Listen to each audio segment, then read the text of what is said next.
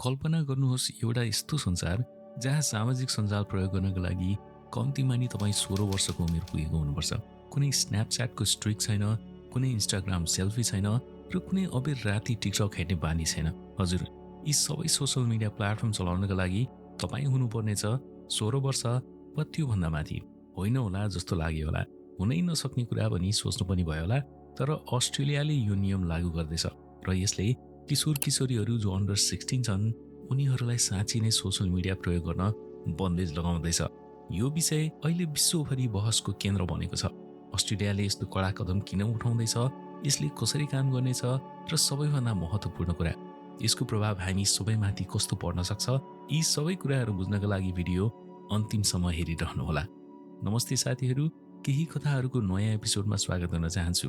मन छुने, माया लाग्ने, अचम्म लाग्ने, रुन आउने अनि विश्वमा घटेका सत्य घटनामा आधारित कथाहरू साथसाथै समसामयिक विषयवस्तु सुन्न सक्नुहुनेछ यो च्यानल केही कथाहरूमा।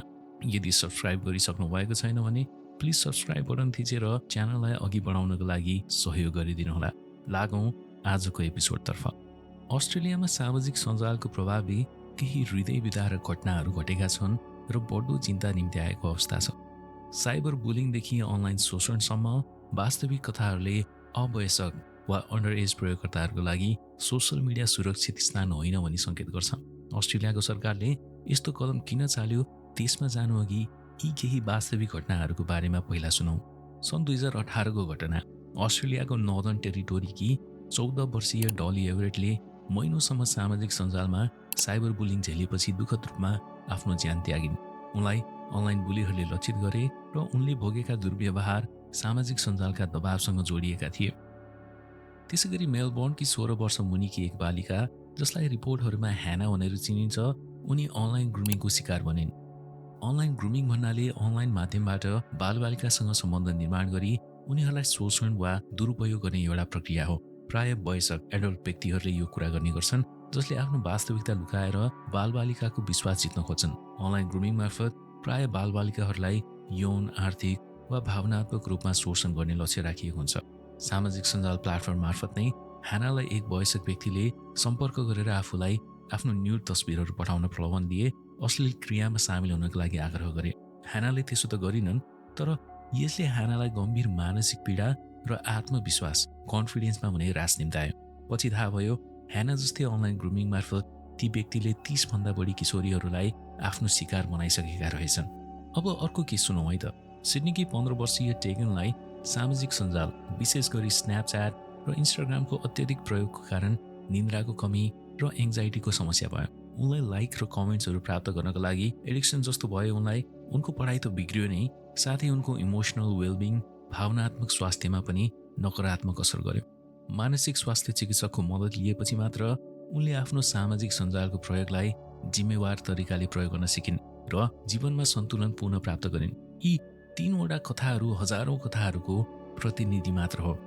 पछिल्ला वर्षहरूमा अस्ट्रेलियामा बालबालिका र किशोर किशोरीहरूमा चिन्ताजनक प्रवृत्ति देखा परेको छ।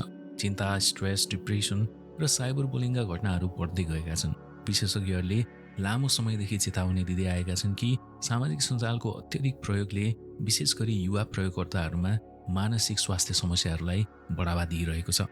अस्ट्रेलियाको सोसल मिडियामा लागू हुने नयाँ उमेर सीमाले यी समस्याहरूलाई प्रत्यक्ष रूपमा सम्बोधन गर्न र वयस्क युवा प्रयोगकर्ताहरूलाई थप हानि हुनबाट जोगाउने लक्ष्य राखेको छ।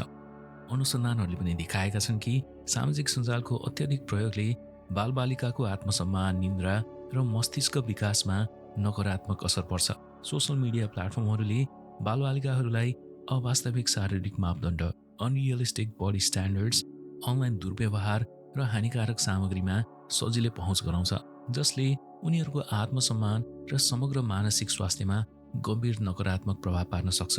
आदर्श जीवनका पर्फेक्ट तस्बिरहरू, लाइक र फलोअर्स बढाउने दबावले चिन्ता, डिप्रेसन र आफूले आफूलाई हेर्ने विकृत आत्ममूल्यको भावना उत्पन्न गर्न सक्छ। त्यसको मतलब अरूको देखासेखी गरेर त्यो नै राम्रो हो, अब मैले नै त्यस्तै गर्नुपर्छ, अनि यदि गर्न सकिनँ भने मलाई अरूले के भन्लान्, मेरो जीवनको स्तर नै तल छ भनी सोचाइ आउँछ। अनि त्यसपछि बालबालिकाहरू अक्सर अवास्तविक सौन्दर्य मापदण्ड, साइबर बुलिङ र हानिकारक सामग्रीको शिकार हुन्छन्, जसले उनीहरूको मानसिक स्वास्थ्यमा गम्भीर प्रभाव पार्न सक्छ।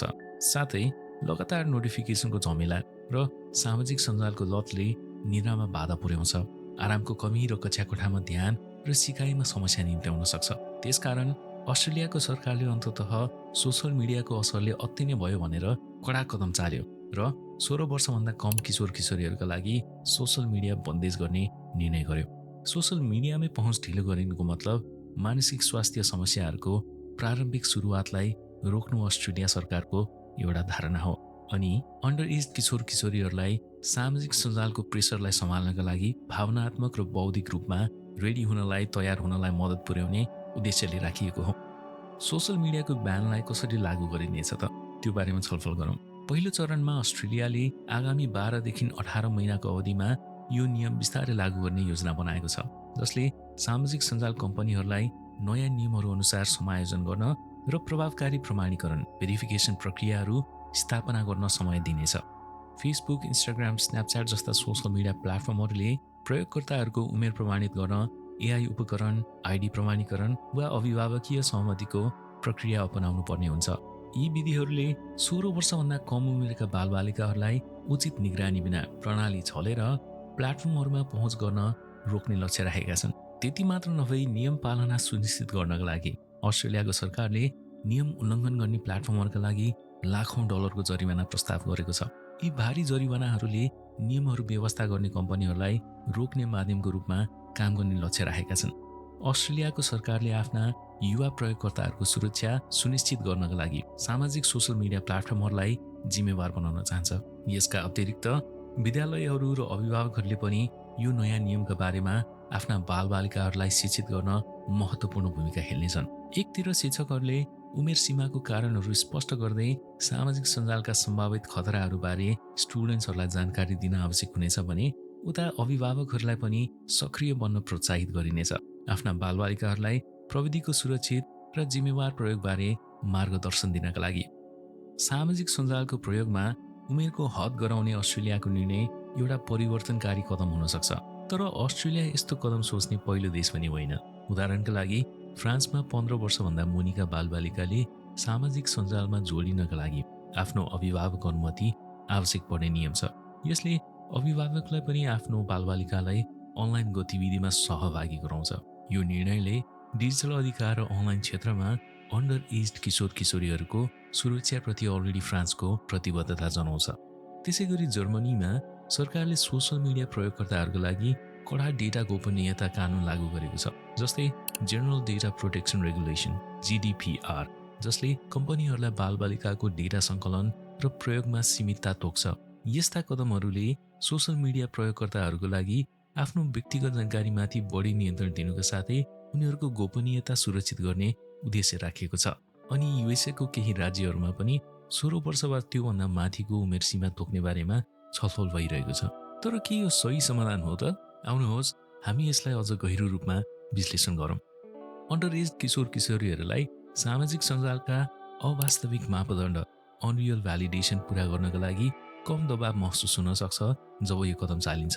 सामाजिक सञ्जालहरूमा प्राय आदर्श छविहरू प्रवर्धन गरिन्छ, आँखाका लागि राम्रो दृश्यहरू, पिक्चर पर्फेक्ट मोमेन्ट्सहरू मात्र राख्ने गरिन्छ, जसले मानिसहरूलाई अरूसँग आफूलाई तुलना गर्नको लागि मोटिभेसन गर्न सक्छ। कम उमेरमै पहुँच प्रतिबन्ध गर्दाखेरि सरकार यस प्रभावलाई घटाउने आशा गर्दैछ, जसले किशोरहरूको मानसिक स्वास्थ्यमा सुधार ल्याउन सक्छ। अनि कडा उमेर सीमाले प्लेटफर्मलाई सबैका लागि सुरक्षित बनाउन सक्छ। सामाजिक सञ्जाल साइबर बुलिङको लागि एउटा प्रजनन भूमि बन्न सक्छ र पहुँचमै प्रतिबन्ध लगाउँदाखेरि असुरक्षित युवाकर्ताहरू दुःखद घटनाहरूमा फस्ने वा लक्षित हुने सम्भावना कम हुन्छ। कम युवाहरू सोसल मिडिया प्लेटफर्ममा हुँदाखेरि यसले अनलाइनमा एउटा बढी सम्मानजनक वातावरण सिर्जना गर्न सक्छ। अर्को डली एभरेट जस्तै साइबर बुलिङको पीडित नजन्मन सक्छन्। सोसल मिडियामा समय बिताउनुको सट्टा बालबालिकाहरू अध्ययन, आफ्नो रुचिहरू र बाह्य गतिविधिहरूमा बढी आफ्ना समय खर्च गर्न सक्छन्। PEW रिसर्च सेन्टर र वर्ल्ड इकोनोमिक फोरमका अनुसार लगभग 50% किशोर किशोरीहरू लगातार अनलाइन रहन्छन्, विशेष गरी टिकटक, इन्स्टाग्राम र युट्युब जस्ता प्लेटफर्महरूमा, र यी प्रयोगकर्ताहरूले दैनिक 4 देखि 6 घण्टाभन्दा बढी आफ्नो समय यसमै बिताउँछन्। सामाजिक सञ्जाल बिना किशोर किशोरीहरूले आफ्नो त्यो समयको सदुपयोग शिक्षा र रचनात्मक क्रियाकलापहरूमा सदुपयोग गर्न सक्छन् वा बाहिरको गतिविधिहरूमा अधिक समय बिताउन सक्छन्, जसले एउटा स्वस्थ र सन्तुलित जीवनशैलीलाई बढावा दिन सक्छ। तर यस कदमका केही नकारात्मक पक्षहरू पनि छन्, जस्तै कार्यान्वयनमा चुनौती, प्रत्येक प्रयोगकर्ताको उमेर कसरी प्रमाणित गर्ने, आइडी प्रमाणीकरण र एआई उपकरणका साथ पनि प्रत्येक सामाजिक सञ्जाल प्रयोगकर्ताले आफ्नो उमेरको बारेमा के साँचो जानकारी दिन सक्छन् त? यो कुरा सुनिश्चित गर्न कठिन हुन सक्छ। बालबालिकाले झुटा आइडी प्रयोग गर्न सक्छन्, उमेरमा ठूला दाजुभाइ दिदीबहिनी वा साथीभाइहरूको खाता उधारो लिन सक्छन् वा साइन अप गर्दाखेरि आफ्नो उमेरबारे झुटो बोल्न सक्छन्, जसले प्रतिबन्धलाई पुरै बाइपास गर्न सक्छ। त्यसैगरी सामाजिक सञ्जाल जिम्मेवारीपूर्वक प्रयोग गर्ने किशोर किशोरीहरूले यो नियमले आफूहरूलाई अन्याय गरेको महसुस हुन सक्छ, किनकि धेरै जसो किशोर किशोरीहरूले आफ्नो साथीहरूसँग सम्पर्क राख्न, सिक्न वा जानकारीमा रहनका लागि सामाजिक सञ्जालमा निर्भर हुन्छन् र यो प्रतिबन्धले सकारात्मक रूपमा प्रयोग गर्ने व्यक्तिहरूलाई अलग गर्न सक्छ, अन्याय हुन सक्छ। त्यसैगरी अर्को बेफाइदा भनेको चाहिँ टेक सेभी प्रविधिमा दक्ष बालबालिकाहरू पनि छन्। उनीहरूले सजिलै आफ्नो उमेरलाई नक्कली बनाउन सक्छन्। ती बालबालिकाले अनलाइनमा जानकारी परिवर्तन गर्ने वा जाली बनाउनेको सहजता हेर्दाखेरि यो नीति प्रभावकारी रूपमा लागू नहुन पनि सक्छ। अनि यहाँनिर एउटा सोच्ने पनि कुरा पनि छ, प्रत्येक सिस्टमका केही कमजोरीहरू भने अवश्य हुन्छन्। उमेर प्रमाणीकरण उपायहरू जस्तै एआई उपकरण वा आइडी जाँचहरू पूर्ण रूपमा सुरक्षित जस्तो देखिन सक्छन्, तर के यसले अन्डर एज किशोर किशोरीहरूलाई शोषणबाट पूर्ण मुक्त हुन्छ भन्ने ग्यारेन्टी गर्छ त? साथै नियम पारित गरेर मात्र हुँदैन, यसलाई लागू गर्नका लागि के कस्तो समस्याहरू आउन सक्छन् त्यसलाई नै गहन रूपमा चिन्तन, मनन अनि छलफल हुन जरुरी छ। जस्तै टिकटक र इन्स्टाग्राम जस्ता प्लेटफर्महरूमा यी नियमहरूलाई विश्वभरि नै लागू गर्न सजिलो काम छैन।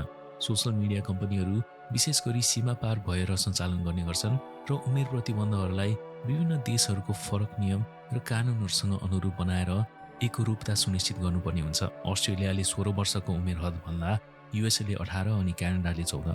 यसले एक सन्दर्भमा कठिनाई सृजना गर्दछ, किनकि यी कम्पनीहरूले विभिन्न राष्ट्रिय मापदण्डहरू पूरा गर्नका लागि आफ्नो प्रणालीलाई त्यही देशकै नियम अनुकूल बनाउन सङ्घर्ष पनि गर्न सक्छन्। थप रूपमा हाम्रो देश नेपाल जस्तै केही देशहरूले यस्ता नियमहरूलाई प्राथमिकता नदिन पनि सक्छन् वा दिन्छु भन्दा पनि तिनलाई प्रभावकारी रूपमा लागू गर्ने स्रोतको अभाव हुन सक्छ। जस्तै नेपालमा टिकटक ब्यान गरिएको थियो, तर VPN को प्रयोग गरेर कतिपयले टिकटक चलाएका पनि थिए। अनि यही असमानताले गर्दाखेरि अन्डर एज किशोर किशोरीहरूको सुरक्षा प्रयासलाई कमजोर बनाउन सक्छ, जसले विश्वभरि सुरक्षित अनलाइन वातावरण कायम राख्न गाह्रो बनाउन सक्छ। त्यसकारण अस्ट्रेलियाको यो कदमको बारेमा मिश्रित विचारहरू छन्। अभिभावक र शिक्षकहरूले प्राय यस कदमको समर्थन गरेका छन् भने किशोर किशोरीहरू र सामाजिक सञ्जाल कम्पनीहरूले चिन्ता व्यक्त गरेका छन्। तपाईको विचारमा चाहिँ सोसल मिडिया बन्द गर्दाखेरि ठिक हुन्छ कि चलाउन दिनुपर्छ जस्तो लाग्छ? तल कमेन्ट सेक्सनमा कमेन्ट गर्नुहोला। केवल समयले मात्र बताउनेछ कि यो नीति व्यापक रूपमा लागू हुन्छ कि एउटा पृथक प्रयासको रूपमा सीमित रहन्छ। एउटा कुरा भने पक्का छ, यो छलफल चाँडै समाप्त हुँदैन। यस भिडियोमा हामीले अन्डर एज बालबालिकामा सामाजिक मिडिया प्रतिबन्धको बारेमा चर्चा गरे पनि वयस्कहरूमा पनि ठूला व्यक्तिहरूमा पनि सामाजिक मिडियाका प्रभावहरू समान रूपमा देखिन्छन्। ठूला मान्छेहरू पनि सामाजिक मिडियाको असरमा परेका छन्, जसले गर्दा उनीहरू साथीभाइ वा परिवारसँग बाहिर गएर खाना खाने बेलामा वा घरमै पनि मोबाइल फोनमै बढी समय बिताउँछन्, सोसल मिडिया प्लेटफर्महरूमै बढी समय बिताउँछन्। रेस्टुरेन्ट जस्तो एउटा सामाजिक वातावरणमा पनि धेरै जसोले सामाजिक मिडियामा समय दिन्छन्, जसले वास्तविक जीवनको सम्बन्धभन्दा डिजिटल अन्तर्क्रियालाई प्राथमिकता दिने संस्कारको विकास भएको जस्तो देखिन्छ। अनि यही व्यवहार बालबालिकाले पनि सिक्छन्, किनभने उनीहरूले सिक्ने नै आफ्नै घरबाट हो, वरिपरिको वातावरणबाट हो। सामाजिक मिडियाको प्रयोगमा बालबालिकाले मात्र होइन, वयस्कहरूले पनि आफ्नो बानीमा ध्यान दिन आवश्यक छ। तर अन्तमा एक रोचक प्रश्न तपाईहरूलाई, यदि वयस्कहरूका लागि पनि सामाजिक मिडिया प्रतिबन्ध लगाइयो भने के हुन्छ होला? कि यसले अझ जोडिएको समाज निर्माण गर्ला त, कि नयाँ चुनौतीहरू ल्याउन सक्छन्? कमेन्ट सेक्सनमा कमेन्ट गर्नुहोला। सुनेर साथ दिनुभयो, थ्याङ्क यू सो मच भन्न चाहन्छु। अर्को भेट नभएसम्म माया फैलाउँदै गर्नुहोला, केही कथाहरू सुन्दै अनि सुनाउँदै गर्नुहोला।